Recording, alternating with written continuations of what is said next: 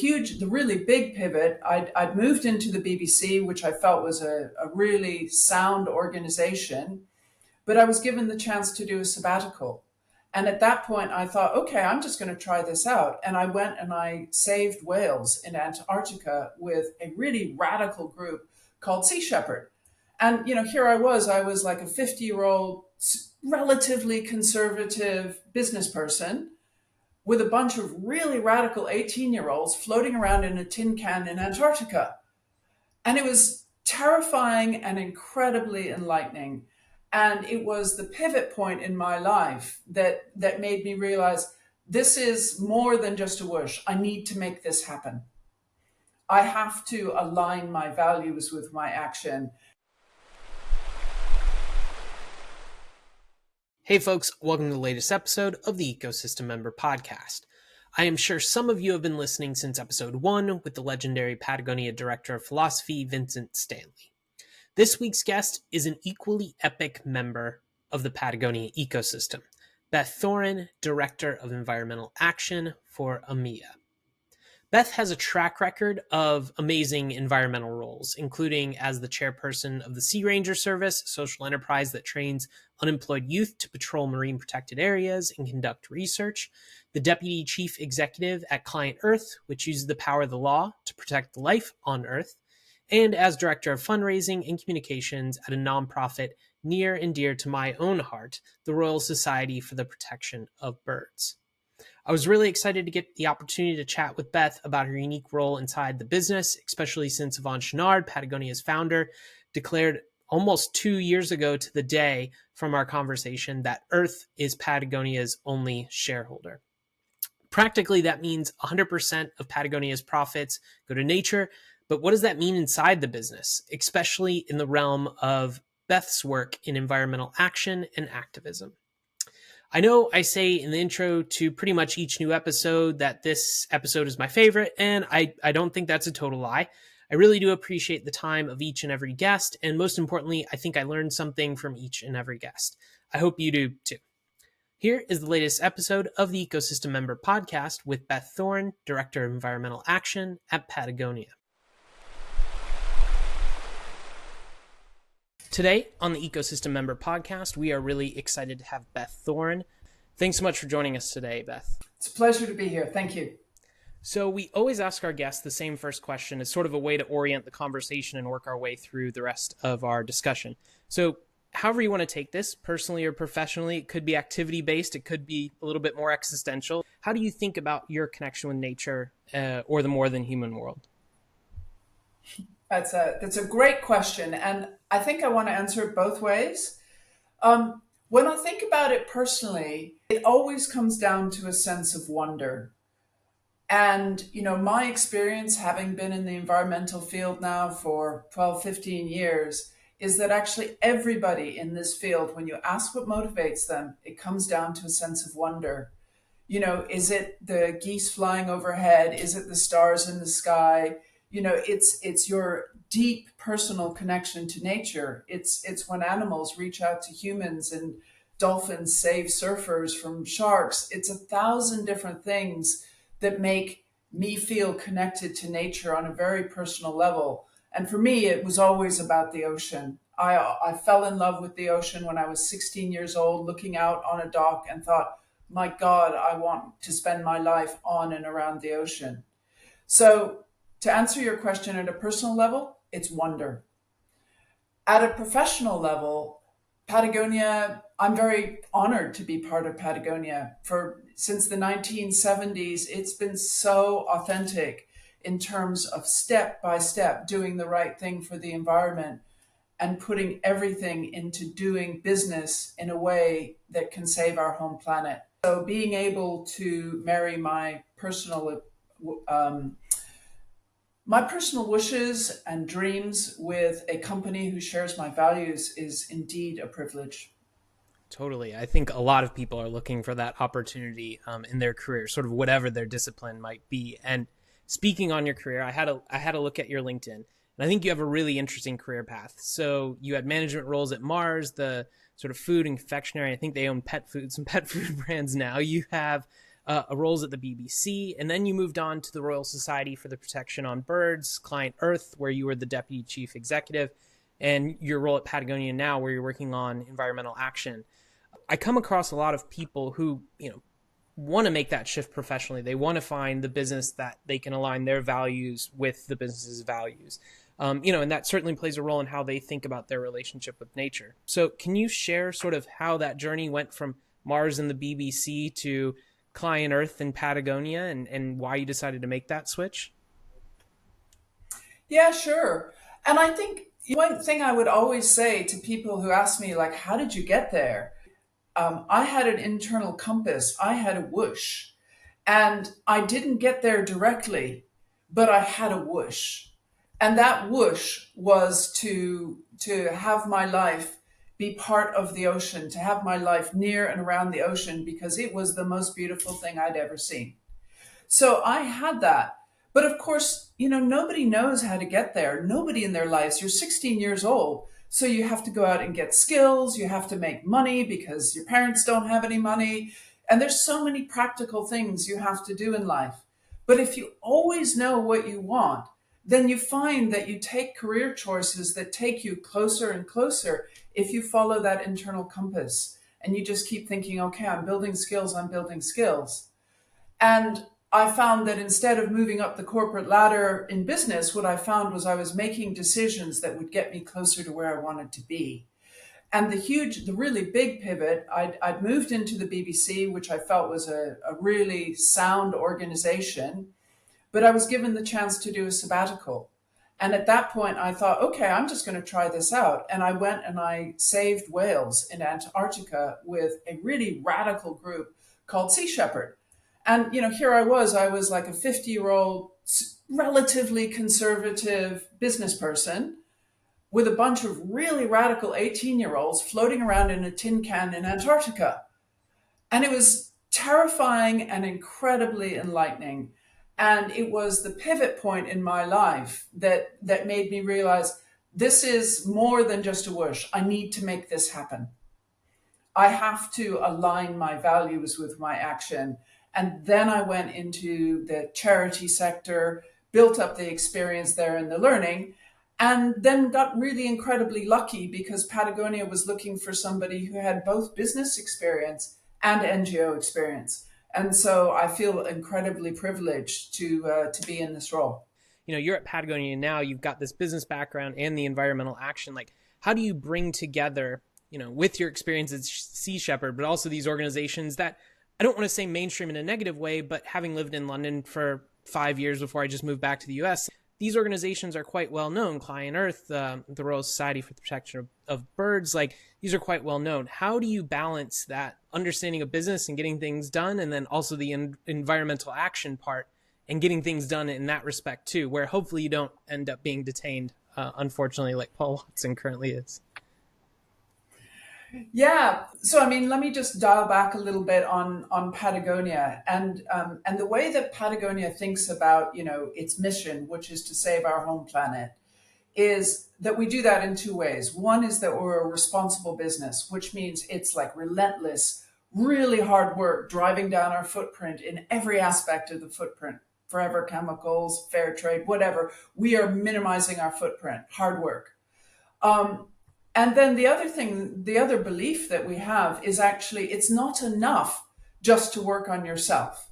You have to have influence in the world because, there isn't enough scale. It doesn't matter if Patagonia, fixes one factory. You need Nike, you need Adidas, you need huge brands to be doing that change. So there's that sense of scale that's needed. And so the other aspect of what we do is we support activists and drive that scaling of change beyond our company. And so we do that by supporting grassroots NGOs. And we could, tell them, oh, we think this is the right thing to do. You should do this and that. But we do the exact opposite.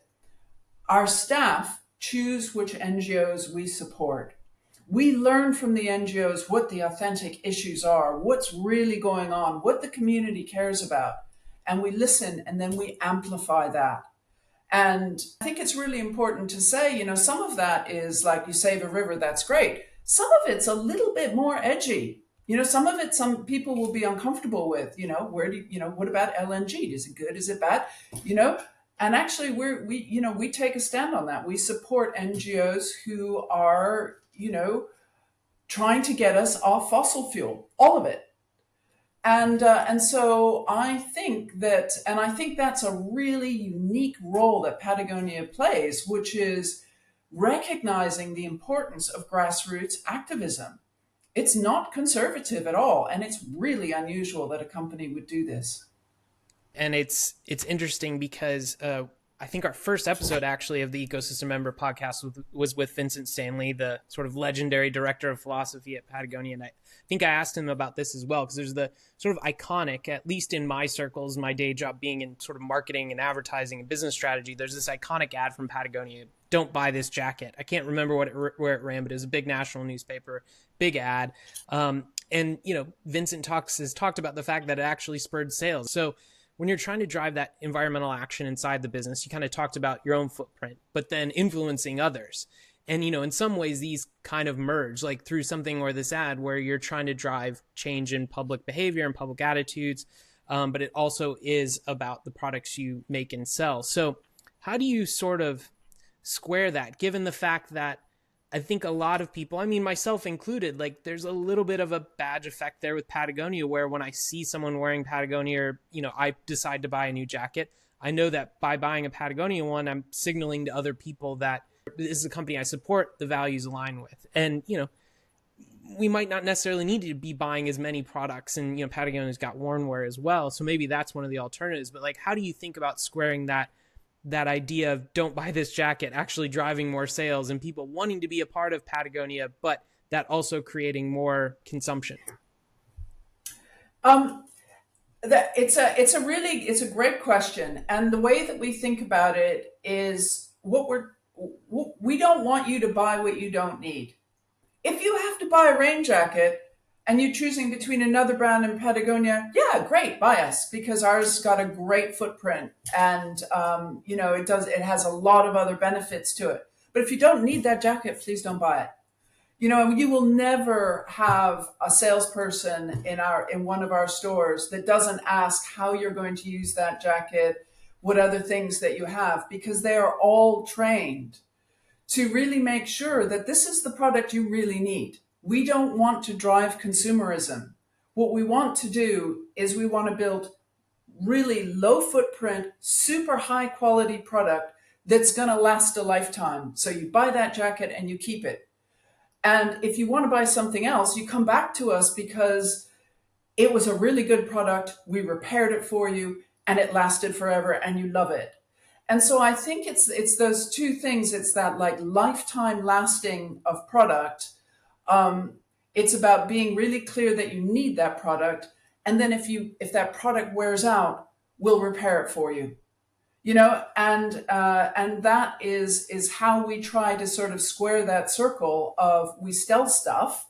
We know that stuff has damage. No matter what we do, a jacket will always cause some damage to the world. But we try to manage that in a really responsible way with our customers. Does that make sense? Yeah, totally. A funny example of that was actually, I was in New York City and I was in one of the Patagonia stores probably like 7 or 8 years ago. And I was actually about to go to California to go to my first time at Yosemite. And I was just picking up some of the very early Patagonia Provisions product. The selection is much wider now and includes a bunch of different stuff. But I think these were just like granola bars, one of the first things that Provisions had come out with. And I went to the checkout and was talking to one of the folks that worked at the store. And we spent like 20 minutes talking about his tips for Yosemite, rather than like, at first I kind of thought he was asking because he wanted to sell me like, oh, you need this sleeping bag, or you might need this jacket, or you might need this shirt. But he actually just wanted to share tips about how I could enjoy Yosemite better than, since I'd never been there before, which I feel like that's a very different experience than most retail experiences that people have, especially even with outdoor stores. That's exactly it. That's exactly it. We're really conscious about how we train our staff and what kind of conversations we want them to have. It's not just, this is a yellow jacket and it's really great if you happen to be going up into these sorts of conditions. But actually, this jacket is made of recycled fishnet. And we're taking fishnets out of the ocean and putting it into our jackets so that there's a market and a reason for fishermen to protect and pull their nets out of the ocean. So, that they get a bigger picture. And then, oh, by the way, did you know we've got a campaign. We're trying to stop bottom trawling because it's absolutely destroying the ocean. And that's how our staff are trained. It is absolutely not buy the next thing. So we've talked a little bit about the business side. Let's switch over to sort of the engaging the public on issues side of things. So one project in EMEA is, hopefully I'm pronouncing this right, the Vjosa Wild River National Park, the only wild river in Europe that flows. Moves from Greece through Albania into the Adriatic, home to more than 1,000 species, including the European otter, Egyptian vulture, more than 150 species of winged insects. Can't forget the insects. And, you've got local people like, NGOs too, like ClientEarth, Patagonia involved in all of this and, really battling for, I think, 7 or so years to kickstart this project to turn it into a national park. What I thought was interesting, having followed this whole thing and having been in the UK for a good chunk of those periods of time, I saw the developments and I saw the wins that you had. And so on LinkedIn, one of your posts around this was a line that you said, every win for nature starts with people who care. So for you, and you talked about your connection to the ocean, your interest in the ocean, rivers and oceans not too distant. Why did you care about this project so much? Like, why did Patagonia care about this project so much? We cared about the project because the local community cared about the project. So I think that's just a super, super important point here. We didn't decide, oh my God, these are amazing. What happened was local communities were trying to protect their river. A kayaker approached us a long time ago and said, hey, there's some remarkable rivers and they're destroying them. There's hundreds of beautiful, pristine rivers in the Balkans and they are being destroyed by dams. Please do something. And so we found the NGOs. They were fighting the battle, and the local community were trying to protect it. And I think that's really, really important. We don't tell them what to do; they tell us what to do. I think the remarkable thing about the Vjosa is, like you said, it's the only wild river of that size within Europe. A wild river isn't channeled; it isn't straight. It weaves through the environment. It's wide in certain places, really wide, and it's full of life. And that sort of beauty and rareness is really unique in Europe. And the local community was fighting for it. So we basically got behind them. The NGOs started to support them. They pulled in the lawyers from ClientEarth. They pulled in people, Bankwatch, who was working and trying to make sure that, public money wasn't going to go in to destroy the rivers. And bit by bit, the campaign built up. And then Patagonia made a film to tell the story of these remarkable rivers. And I think it sort of captured the imagination of Europe and everybody who saw it. So, when the opportunity came, to turn the Vjosa into a wild river national park, there was a lot of passion both within the company and within our customers to make that happen because it'd been a 10-year project. Yeah, the film, I think it's called Blue Heart. It's on YouTube. There's a website with a bunch of information on it. It's really, really beautiful. And sort of at the start, there's this quote that I wrote down that the narrator says, shouldn't there be something we do not destroy? And around that same time when I was rewatching the film, I was on LinkedIn and I saw Patagonia CEO Ryan Gellert posted, he said, there's an old saying in conservation that while a developer only needs to win once, those working to protect natural areas need to win every single day. And about the time that I read that quote, I got an email from your team that our scheduled recording date might need to be changed because you might have to jet off to help some further encroachment on these wild rivers in the Blue Heart. So can you talk about, like, yes, you got this win and, in being in charge of environmental action, it's not just a I guess, a milestone that then you can stand still. As Ryan said, you kind of have to keep getting a win every single day to make sure these developers aren't encroaching. And I think the latest issue was around building a dam with the Una River in Croatia.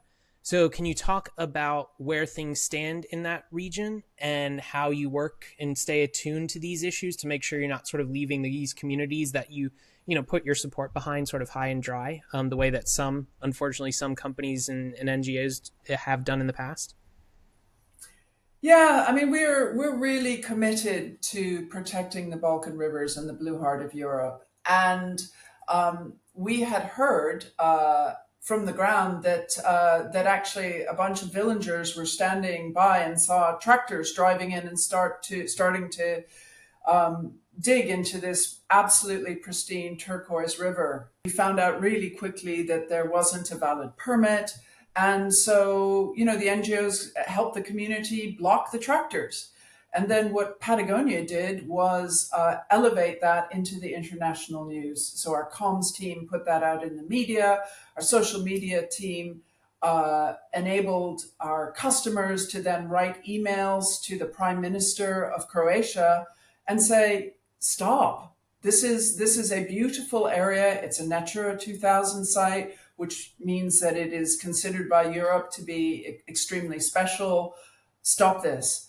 And so we took what the villagers wanted and then we just amplified that. And then eventually, all of those bits of work worked. They succeeded. And then we got the order that the tractors were going to drive away. And so it was a really intense 3-week period where we were working like on the phone every night with the NGOs and the local community to back them. And it was super intense. But I think it's so important to have wins every now and again. It's like working environment can be really exhausting, because it's always like they're destroying this, they're destroying that, and it's exhausting. So I think it's so important to be able to say, actually, if we stand together, if we stand behind communities, good stuff happens. It really does. And so I think it was a real lift for everybody that we were able to do that. And of course, our aspiration now is to turn, it would be a dream to be able to turn the whole Una River that runs from Croatia through Bosnia-Herzegovina into Serbia, to turn it into a national park. That would be amazing. And so our aim is to protect as many of those rivers as we can. And we will work with anybody, with funders, with governments, with whoever to make that happen, because it's really special. And I think what you're kind of talking about here is interesting because I've noticed how Patagonia's influence has sort of grown and changed over the years, especially over the last couple of decades. And we had on a past episode Guy Singh Watson, who runs Riverford Organic Farms. You actually did an interview with Wicked Leaks, their sort of magazine, and in it you had this quote: "What I want to do is change the world, and this is probably the most influential position I can be in regards to your position at Patagonia." So, you talked a little bit about this ambition where maybe turning this whole region into a national park and having these areas protected and having these, Natura 2000, these very special places, sort of preserved, conserved, at least managed in a responsible fashion. So when you think about that influence that Patagonia has, and you have as Director of Environmental Action at Patagonia, what are your goals? What are your ambitions? How do you want to use that? And then also, how do you think about that? Maybe it's a little bit of a double-edged sword as well, of influence can also bring a lot of responsibility. Yeah, it sure does.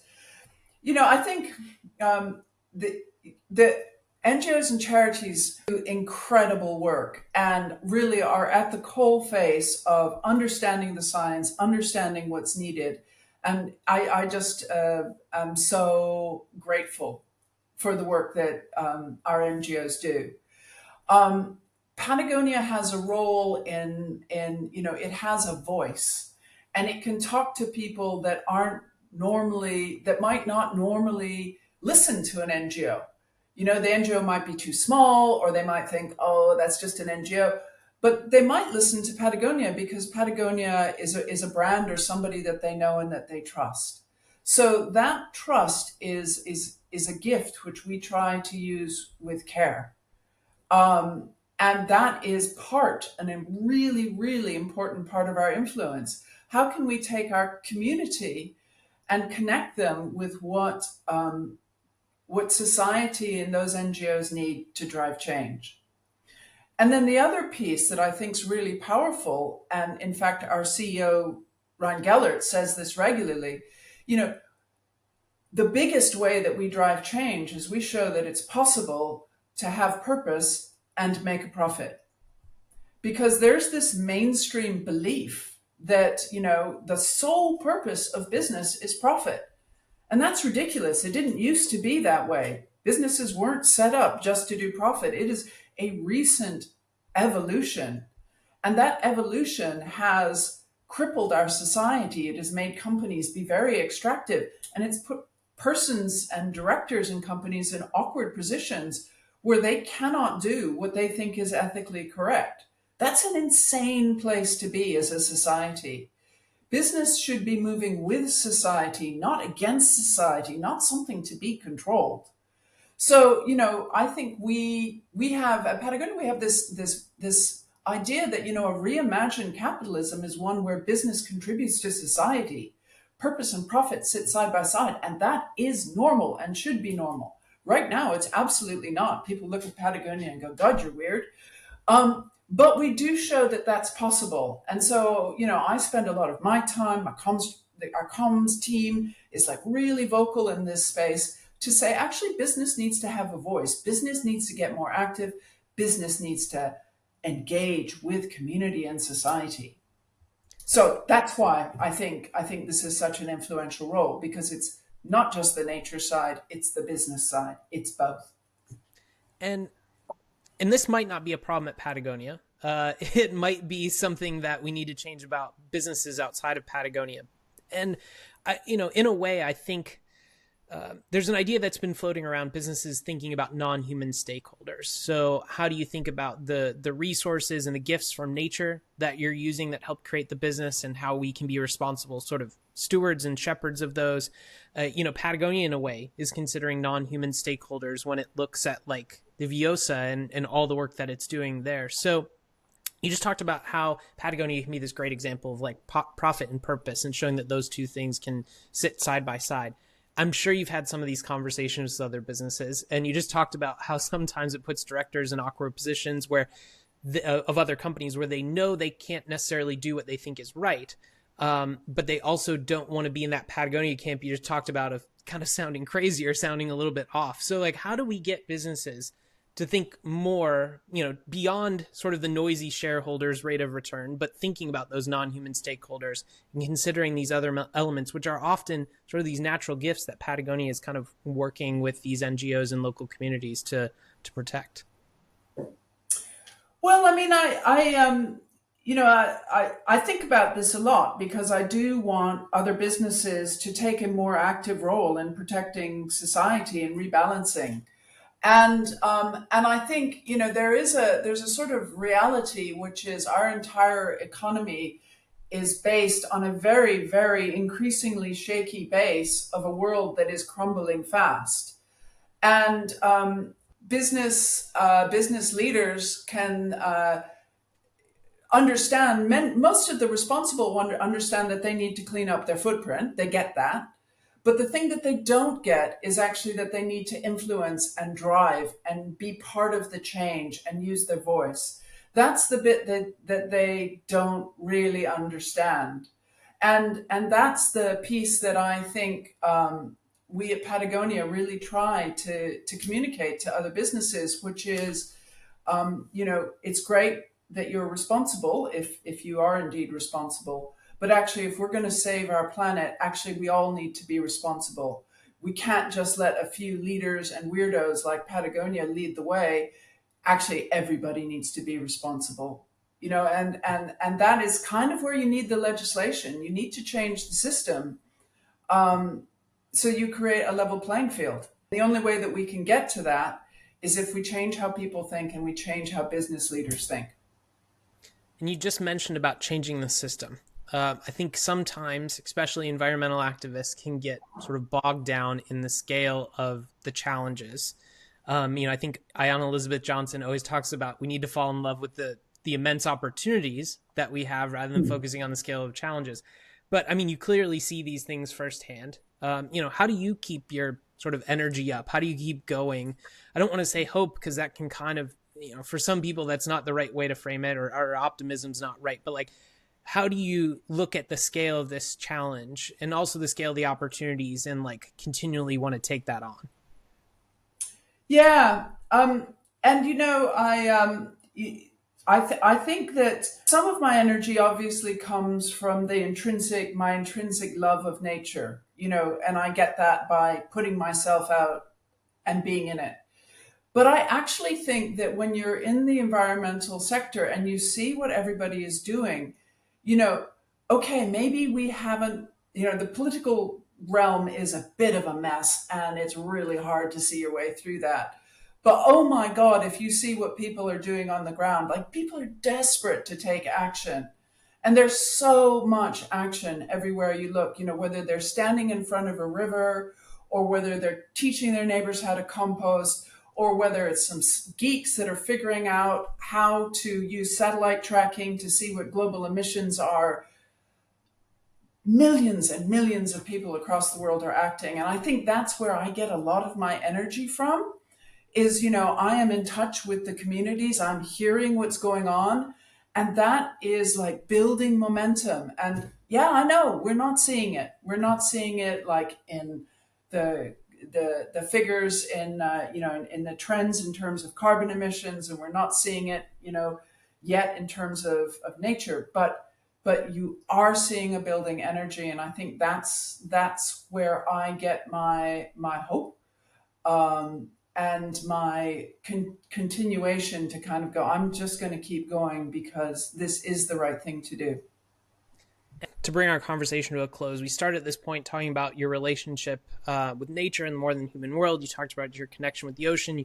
You sort of re-brought up that relationship here as part of what keeps you going. Like, in terms of outside stimulus, like, is there a book, a movie, a piece of poetry? I know for me, like, Gary Snyder is a constant source of inspiration. Like, is there something you go to that helps you think about your own relationship, helps you develop that relationship? Like, what resources are in your orbit?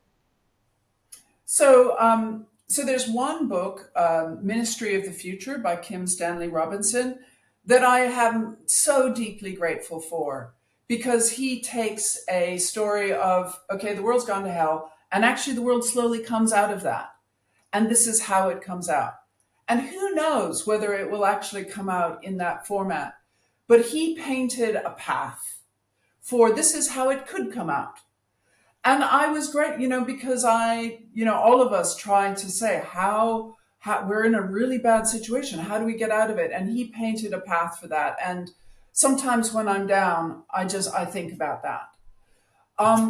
And then, of course, the other thing, it goes back to the intrinsic motivation thing. There's my absolute favorite poem is Wild Geese by Mary Oliver. And, she talks about how, however depressed you are, there's, the rain going across the prairies, there's the geese in the sky, and they're all reminding you of our place in the family of things. And I think, yeah, that's exactly what it is. We are deeply, deeply connected and part of this wonderful, wonderful world. Oh, beautiful way to end it. Thank you so much, Beth, for joining our podcast today. I can't wait to get this out to folks. I think they'll really enjoy it and hopefully learn a lot and take a lot away from it. So thank you so much for joining us. It's my pleasure.